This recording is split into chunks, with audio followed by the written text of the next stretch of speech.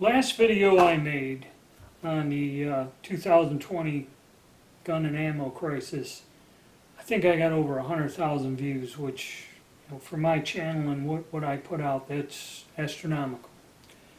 So basically what that tells me is there's an awful lot of interest in this topic. And also, I got a ton of comments, and I read through the comments, most of them, not all of them, but most of them, and a couple points got brought up that I want to kind of cover in this video. Because this topic, it's not as simple as a run on guns and ammo. It's more complex, and there's other huge factors involved that are both global, political, and just the way society is, that changes everything. And some people said politically I'm thinking prior to the year 2020, which I probably am because of my age. A lot of people were saying, like I said, you can go 6-7 months ago, you can go to the store and buy a box of this 9mm ammo for like $8, $9. Now, you could sell it for $35-40. Okay, and a lot of people go out and have supplies of ammo and will sell it for $40, and they say, well, this is free enterprise, supply and demand, and what I'm doing. Now, I'm not going to tell you I haven't done it, but I'm just telling you, it's not free enterprise. It's instability. Instability in society, in our infrastructure. We can't get things. It is and people profit from it. It's fine. That's what America's about. But it's not a good thing because it's not something that can be maintained. Okay, it's not like you can support yourself by buying ammunition at $9 a box and selling it for $40 a box for the next 20-30 years till you retire. Okay, that's not free enterprise. That's instability to a degree which is scary. Okay, and that's my opinion. I mean, I don't care what you do or what you think. Do whatever you want. It is still a free country at this point in time. But yeah, it's not good for people. Okay, or most people.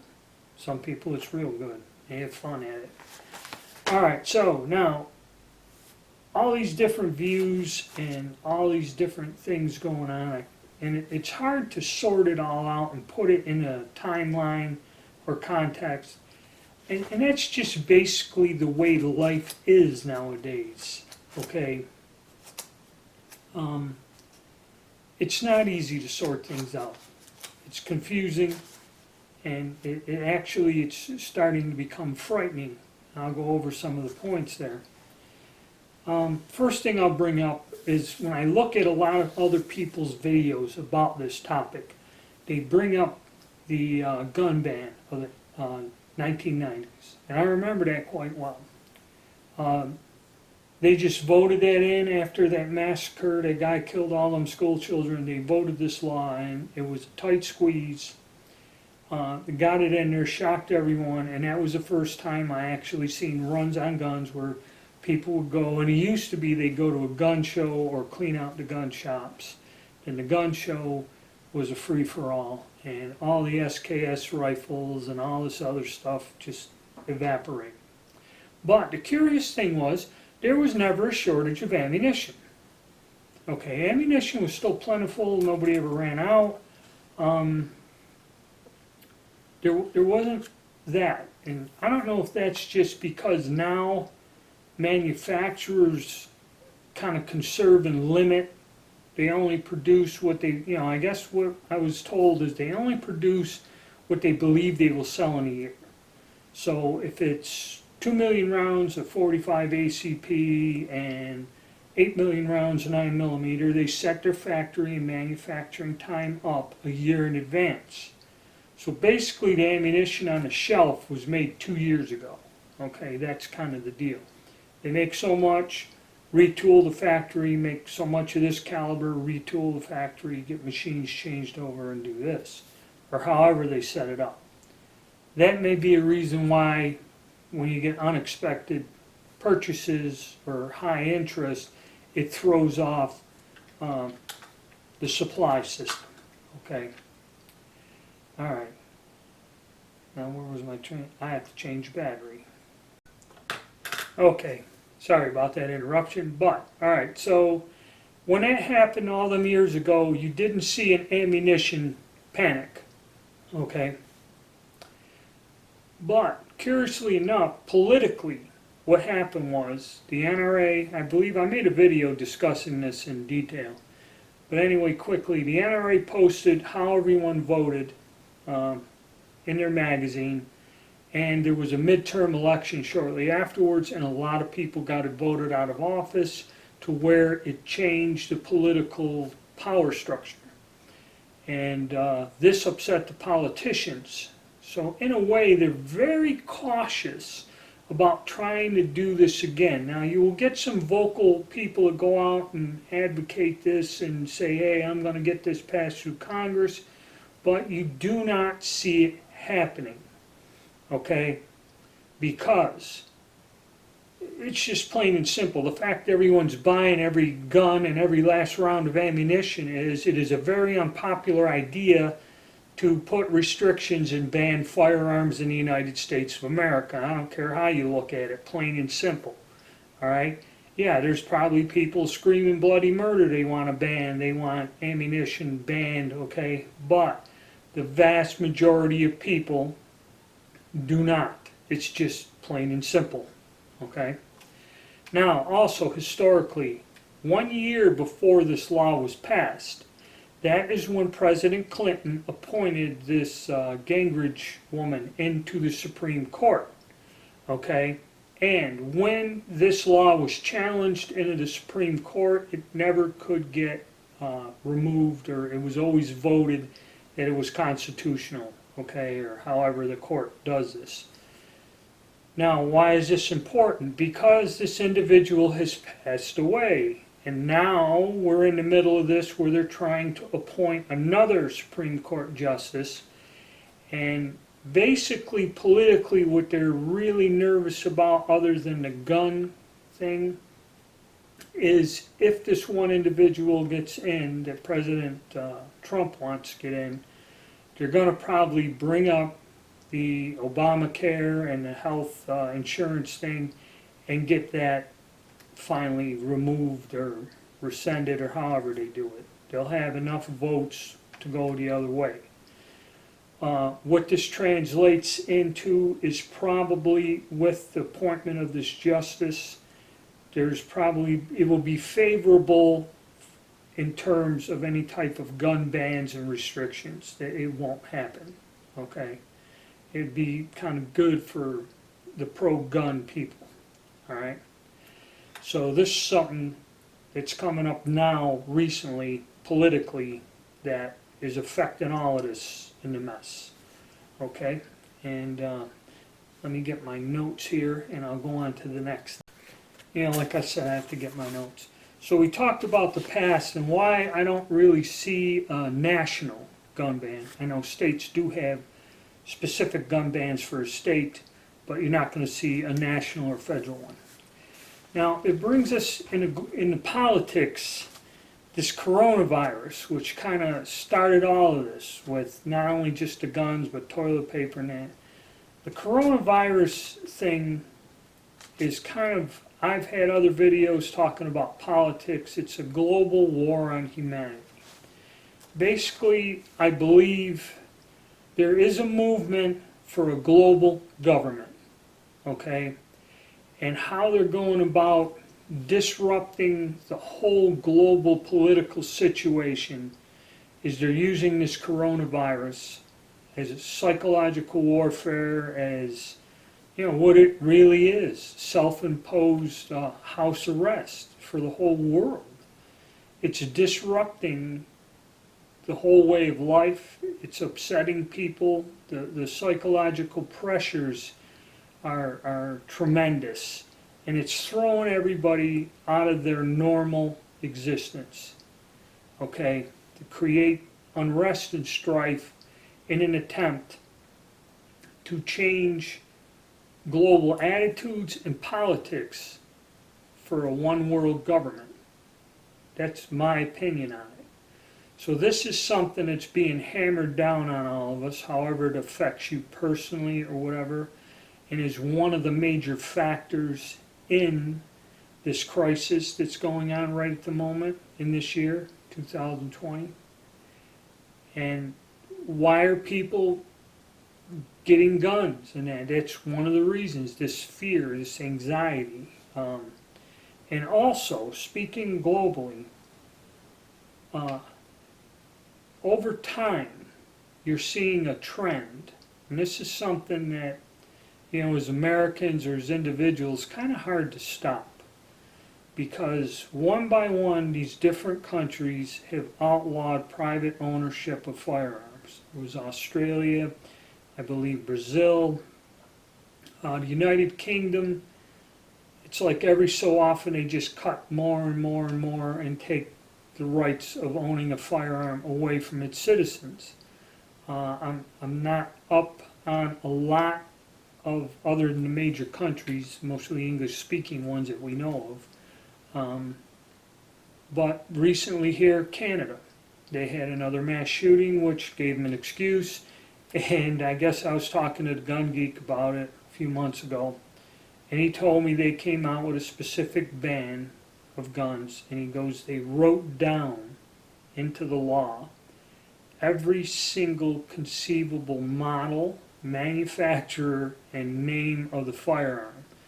So they passed a law that, when you put it into paper form, it's this thick. But they went through and specifically named all this. So Canada has tightened down a lot of its gun laws. This is a global trend to disarm the world. Also, those of us, I do a lot of military surplus videos, a lot of us that collect it as a hobby. What's been going on is there's a lot of mutual treaties and agreements, and this is outside the United States. It has nothing to do with our country, our gun laws. They are not allowing countries to sell even their old obsolete firearms, like the Mosin Nagants and all that stuff from World War II. They're stopping that, and they're not allowing anyone to sell surplus ammunition. Okay, there's actually organizations that go around, buy up the stuff from countries or pay them something, get it, and destroy it. Okay, and some countries actually have to destroy any ordnance, weapons, or anything that they deem obsolete or unusable or, could sell as surplus. They must destroy it, okay, including the ammunition. This is a global trend. And what, like I'm saying, how it's kind of tied into our situation is this is being imposed on us in a roundabout way, which is creating even more pressure and making this election year even crazier and more out of control, and more important that we pay attention to what the hell we do and make sure you get out and vote, okay, one way or the other. All right, so that's the global thing. Globally, that's what's kind of coming down on us. Let's see. Oh, and also, when we talk about this and the money, like I was mentioning about how the money goes up and down, and, this was $9 a box, now people are selling at $35, $40. Part of the other global control is going to affect money and wealth throughout the world. Okay, that whole system is under attack. And that's why we have, like I said, the instability. Okay, everything is unstable. Your money's unstable. Your political situation's unstable. Nobody knows what's going on. Okay, it all swirls around in this giant mess. Okay, then when we go to our own country, every election year, everyone gets nervous and is worried that a political party that comes in will want to restrict or pass gun laws. Now, another thing ties in with the coronavirus and what's been going on politically in the United States this year. Okay. I believe one party is losing control and losing power. So part of this stuff was to create turmoil, social unrest, and all this other stuff to try to unseat the other party. And it's like there's two sides, okay? You can say Democrat, Republican, but it looks like two sides, and they're in this battle. They're battle for control, okay? And what's been going on is with the coronavirus, that's just created even more turmoil on top of the election, and how this is all going to really come out bad is these mail-in ballots, this whole voting thing. All of these things are set up. This election is going to be a mess. It's going to be contested. You had the one Supreme Court. See, this is where it's all kind of funneling down in. You got global pressure. You got the politics. It's all coming down. They are going to contest this election. It's going to go on forever. You got certain governors, like the one in this state's now letting bars and stuff open. Okay. So certain people are being economically destroyed. There's several major chain restaurants and that have filed for bankruptcy around. Okay.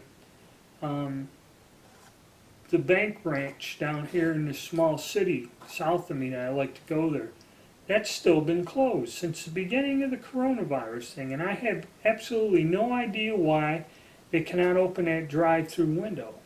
Okay. Certain banks are still closed, certain post offices, and it's like targeted. And then you got like New York City, they said they're going to go back into a lockdown, but only in certain areas. Not the whole city, just certain areas. And it's kind of weird. It like targets certain people and groups of people or whatever, you know. I don't know. That's a tough one. But it's all part of the factor which feeds fuel to the fire, where that's where you have all these demonstrators, okay, demonstrations and stuff.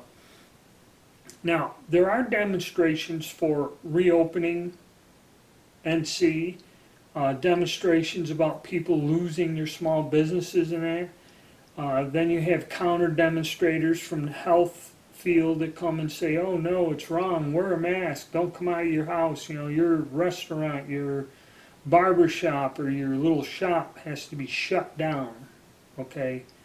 All the sporting venues, I think they reopen to where 7% of the people, if it's outdoors, like a football field or baseball field, if it's an outdoor venue, 7% can go back. All the indoor venues, like our arena here, are closed. And I was talking to somebody that works there, and he said they were trying to let them just have the players come in to play basketball and then televise it.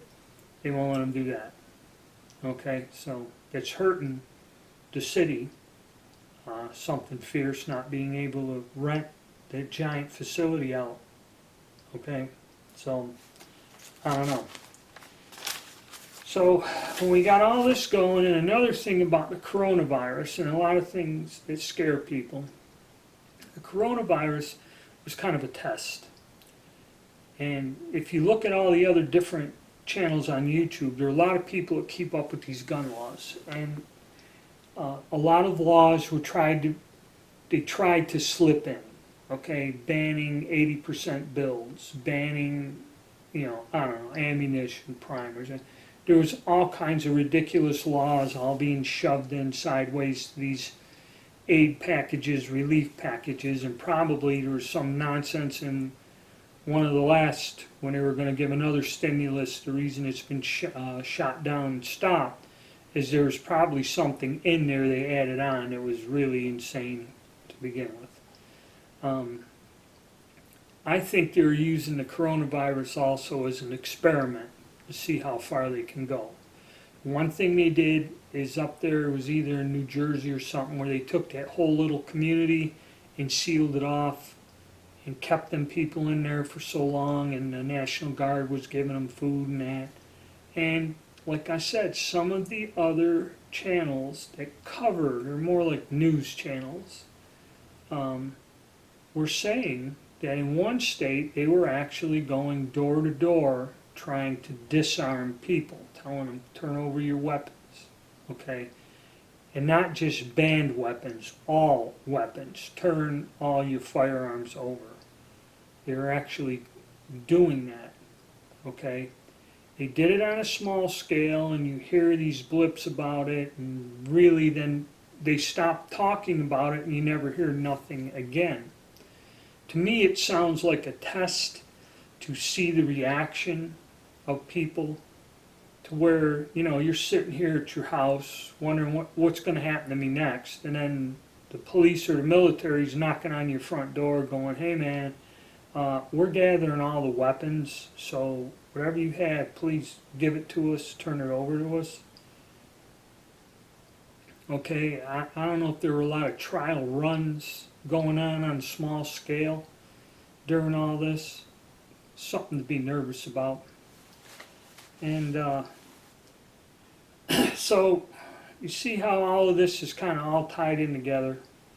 And like I said, the problem with the demonstrations is you have people actually going out there demonstrating for something that are not tearing down anything. They're not starting fires. I don't think any of the reopen North Carolina demonstrations ended up with somebody being shot. Okay. And, you know, it's confusing because when you see the violence and people being shot at demonstrations and people wandering around with guns during these demonstrations, it really puts the peaceful people trying to prove a point in a bad light. Okay, because it's also not portrayed well on the news. So that's another thing that's fueling fear, unrest. Okay. Now the elections. We'll go on to the elections. As we all know, election year, everyone gets panicky. Someone's going to come in, and then, like I said, we got him appointing a Supreme Court justice. This mail-in ballots, you know, they tell me people my age, well, now they changed it. Now it's 65. It used to be like 58 or something. Now they adjusted. I'm not in that danger zone of imminent death from the coronavirus. They have got a lot of elderly people to where they're just not even going to bother voting. I myself am going to go vote early at one of the community centers, and I guess that's set up to where I go in and vote like normal, but because I touched the pen, they're going to have pens there for you to fill the ballot out. You have to take the pen with you because it's been contaminated by me touching it, so I'm going to get a free pen when I vote. But we'll go to the presidential debate. I did a video on that. It was insane, really. And this is where another factor, when you see the presidential debate run like some kind of circus sideshow, okay? You know, older people. I mean, my father was still alive, my grandfather, they'd be appalled by it, okay? When you're going for something as serious as the President of the United States, neither candidate showed any self-control. So what that does is it kind of sends a message that the whole system of government we have is a joke and out of control. Okay, and this adds more stress, more anxiety to an already really, really bad situation. That's why a lot of people in the comments tell me, I know a lot of people are saying there's going to be a civil war. There's going to be just the collapse of society because it sure as hell looks like it, okay? I mean, they can't even keep it together for a debate. But one curious thing in all that confusion and that, President Trump did make, if you sort through the crap, he made 2 or 3 valid points that were pretty strong. One, that law enforcement backs him, and that's another thing. This political thing of defunding the police and cutting out their money, that, much like I said earlier about the fact, well, you can say, well, we need a gun ban, this and that, but why are you going to ban something where they're emptying the stores out for years on end? This isn't a one-time thing. This has been going on for the past 10 years. Okay? Saying you're going to defund the police and all this other stuff, I mean, that was a mistake. Whoever come up with that damn idea politically ruined themselves. Nobody likes that at all. I don't care what their political affiliation, what their point of view is. Nobody likes the idea you're sitting at your home or you're in your car and somebody's attacking you, and when you hit 911 and try to call the cops, they either ain't coming or nobody answers the phone. Okay, nobody likes that whatsoever, and that just makes the whole situation even worse. Okay, on top of this, and then these demonstrations, you keep hearing every now and again somebody's getting shot at one of them. You know, I always thought that would be the beginning of, you know, the total collapse, but you know, there's people wandering around at these stupid things, shooting one another. Okay, and that's another thing that President Trump brought up is in the states and cities where all of this is going on, in Oregon, in Washington State, he has said that not one of the mayors or governors has requested the help of the federal government to send in the National Guard to restore order to the cities. So in a way, he's kind of correct, and that was a point, like I said, that whole debate was a monkey show. But he made a point. They have not requested it, so he said they are the ones causing the problem, causing the protests, allowing this to go on without federal intervention to put an end to this. They're the ones promoting this. Okay? And with that debate, I think people kind of got the message, because there's a very strange thing happened. Right after the debate and everyone was talking about it, it's kind of like this coronavirus and that weird restriction stuff kind of backed off. Then next thing you know, in a week that follows, the governor of this state eased up a little more. A lot of the school districts started sending children back to school, and it's kind of like the whole coronavirus Nazi thing kind of took a step backwards. Okay, and that's another thing. A lot of this political unrest and this violence, this was a trick that the Nazi Party used back in the late 20s, early 30s to gain power. And what it was is they weren't a very popular party, okay?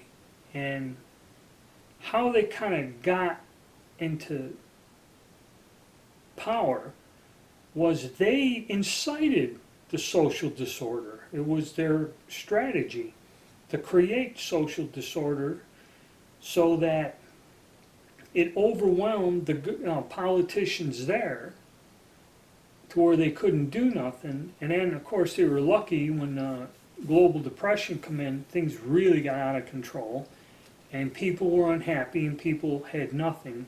And they were just the ones standing there saying, well, if you elect us, we're going to do something about it.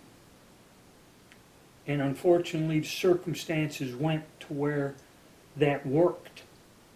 And it's the same method being used now. The social unrest, uncertainty, stress, anxiety, everything else. They're trying to force a political change. And like I said earlier in the video, the one comment, I didn't realize they won't call it fascism.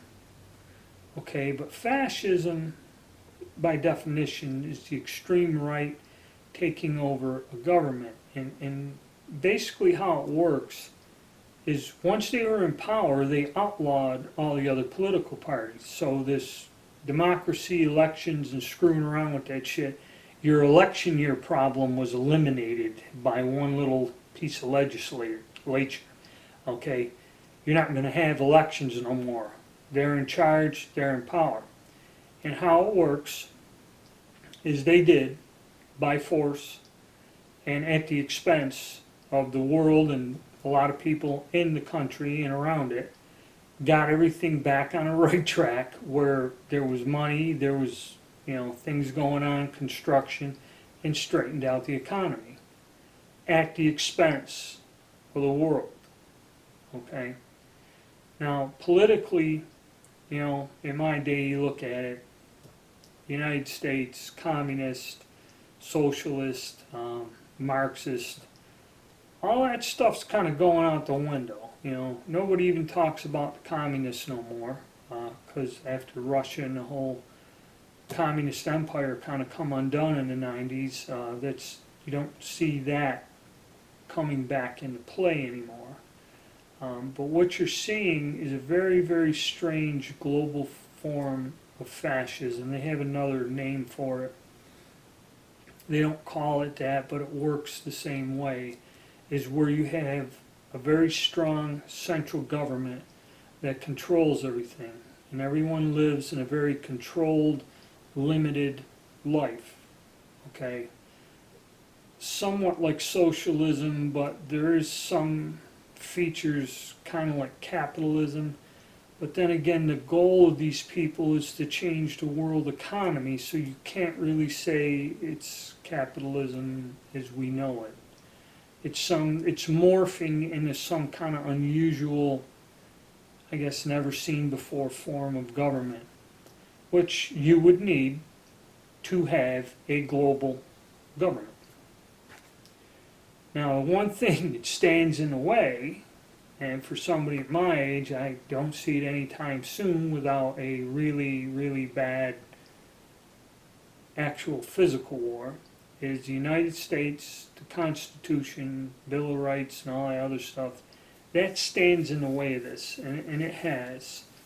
From when globalization got its start and the middle class was eliminated and no jobs, and that for people like me here in the U.S. and 5 million other people like me that lost their jobs since the start of this in the 90s,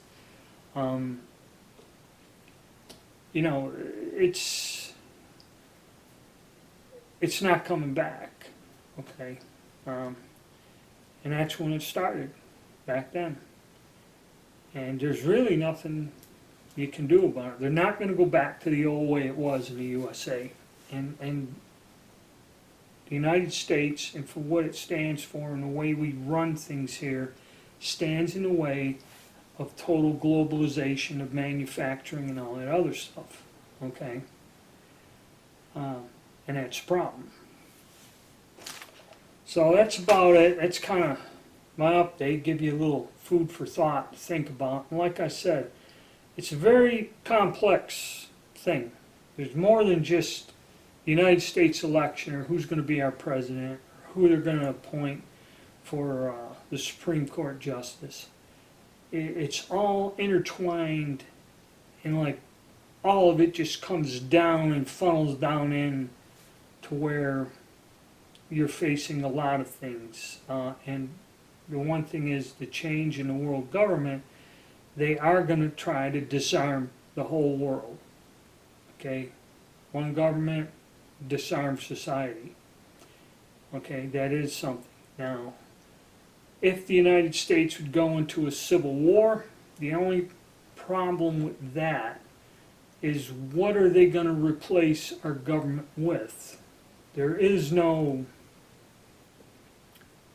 like a centralized group behind all these protesters and all this looting and violence that once this triggers a war, this other entity will step in.